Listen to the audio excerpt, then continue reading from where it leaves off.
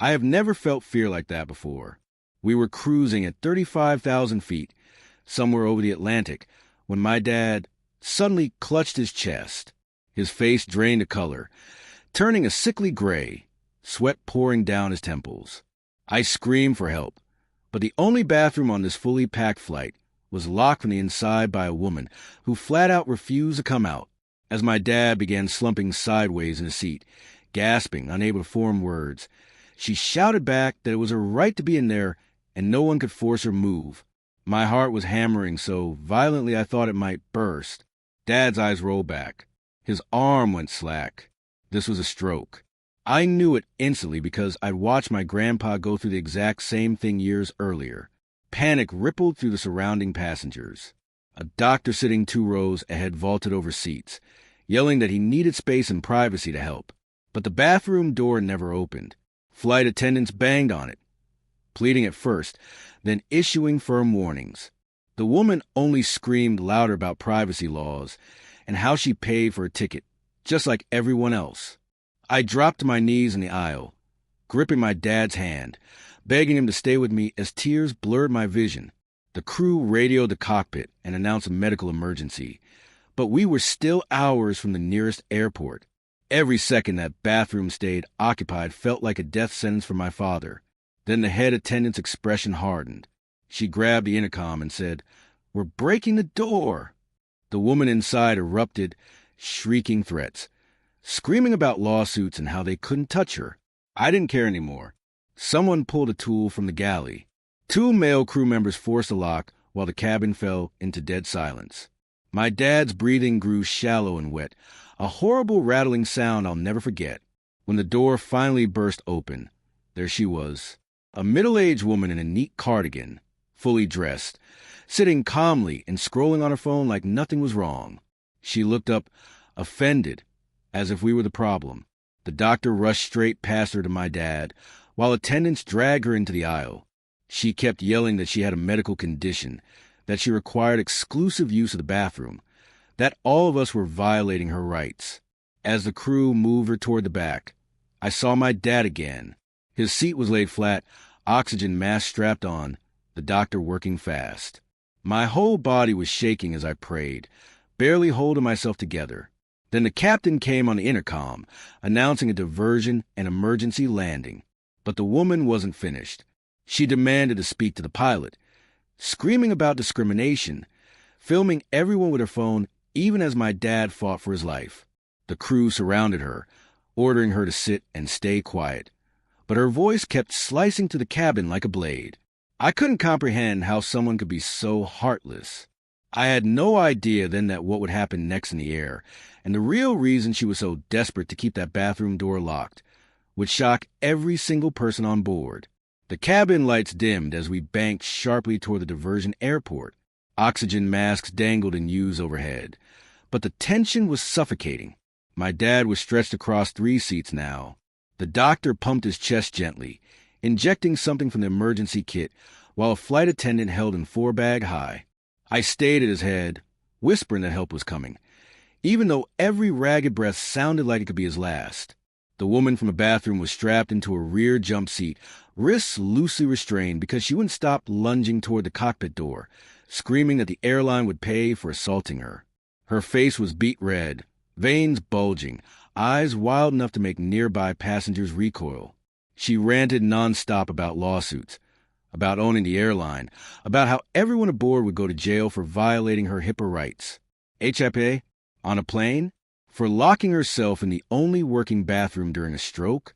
A young flight attendant tried calming her, offering water, but she slapped the cup away, sending it skidding down the aisle as ice scattered like gunfire. Then she accused me of staging everything, claiming my dad was faking it for attention or money. I finally turned and really looked at her. And beneath the rage, I saw it, pure panic, animal panic. The head purser, calm and professional until then, finally snapped. She leaned inches from the woman's face and warned that if she didn't shut up, she would be sedated for the safety of the flight. The woman laughed, sharp and unhinged, and said, "Try it. You have no idea who I am." Then she started dropping names, airline executives, powerful lawyers, even a senator she claimed was her brother-in-law. Passengers exchanged uneasy glances. Some scoffed. Others looked genuinely nervous. Was she actually connected? That's when it got even stranger. She demanded her phone back. The crew had taken it after she filmed the doctor treating my dad. When they refused, she lunged again, screaming that she needed to make a call or everything would come out. Come out!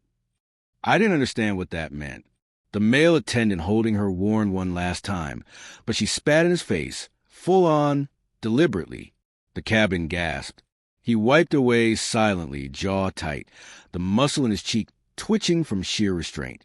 Up front, the doctor shouted urgently for the defibrillator pads. My stomach dropped. Dad's heart had stopped. Crew ripped open his shirt, placed the pads, and the first shock made his body arch violently. I couldn't hold back sobs. 1, 2, 3 shocks. The third finally brought a weak, steady beep. Relief nearly knocked me over. Then her voice cut through the cabin again. You're all going to regret this, she hissed, cold and calculated, staring directly at me. Not anger, pure calculation. A chill ran through me, completely unrelated to the cabin temperature. The crew moved her to the very rear galley, hidden behind the curtain, but we could still hear her muffled threats. Then came the silence. Eerie, sudden silence. A flight attendant peeked behind the curtain and went pale, whispering urgently to the purser. They disappeared for a few minutes, murmuring. Passengers whispered nervously. Someone claimed they heard crying, broken, terrified, not angry. Minutes later, the purser returned, speaking quietly to the captain, then announcing over the intercom. Due to the severity of the disturbance, the passenger has been fully restrained and will face federal charges upon landing. Her voice trembled slightly. Something had changed. I didn't know it yet, but what the crew found hidden in that bathroom, taped beneath the sink, the real reason she'd barricaded herself, was about to flip this entire nightmare upside down. We touched down hard in Goose Bay, Canada. Engines roared in reverse. Ambulances already lined the icy tarmac with lights cutting through the dark. Paramedics stormed aboard, rushing straight to Dad. He was conscious, weak, but squeezing my hand. Relief hit, so hard I nearly blacked out. They loaded him quickly, IVs swinging, and I followed, barely glancing back. Then the commotion started. Federal agents, 2 in plain clothes, 1 RCMP officer, boarded behind the medics and went straight to the rear galley, where the woman was still restrained. Passengers craned their necks, phones out, whispering. The purser blocked the aisle, but I caught fragments. Customs alert, pre-boarding flag concealed. I assumed it was about her behavior, maybe drugs. Then they uncuffed her from the jump seat and recuffed her hands in front. She went completely limp, head down, tears streaming, silent as if all the fire had burned out the moment boots hit the tarmac. One agent held up a small evidence bag for the crew to see. Even from 20 rows back, I recognized it. A black phone taped under the lavatory sink. The real reason she had locked herself in for over 40 minutes, refusing to open the door even as a man nearly died, wasn't drugs. It was a burner phone loaded with photos, coordinates, and encrypted messages. The agent quietly told the captain she'd been on a no-fly list for months, suspected of passing corporate secrets to a foreign competitor during layovers. This flight had been her last chance to deliver the final batch before disappearing overseas. The bathroom wasn't for privacy. It was the only camera-free place on board to finish the transfer. My dad's stroke had happened at the worst possible moment for her plan. Every minute the crew banged on the door was another minute her upload crept toward completion. When they threatened to break in, she panicked, screamed about rights, lawsuits, everything to buy time. The spitting, the threats, the wild accusations. It wasn't entitlement. It was desperation. Later at the hospital, while Dad stabilized, an airline representative came to check on us. She told me the woman confessed everything on the tarmac. No senators, no high-level contacts. Just lies meant to intimidate the crew. She'd been fired from her executive job 6 months prior and was traveling on leftover miles trying to sell what she had stolen. Her medical condition was severe anxiety, knowing she was being watched. Dad made a full recovery. Speech therapy, some weakness on one side, but alive because that door was broken down. The airline upgraded us to first class for life, covered all medical bills, and sent flowers annually on the anniversary. The part that still haunts me, the woman wrote Dad a letter from prison, 8 handwritten pages. She said watching him code the crack in the door was the first time she realized another human being was real, not just an obstacle. She cried harder writing that letter than the day she was sentenced. She got 12 years, permanent no-fly, and a lifetime ban from every major airline. I never replied. I couldn't.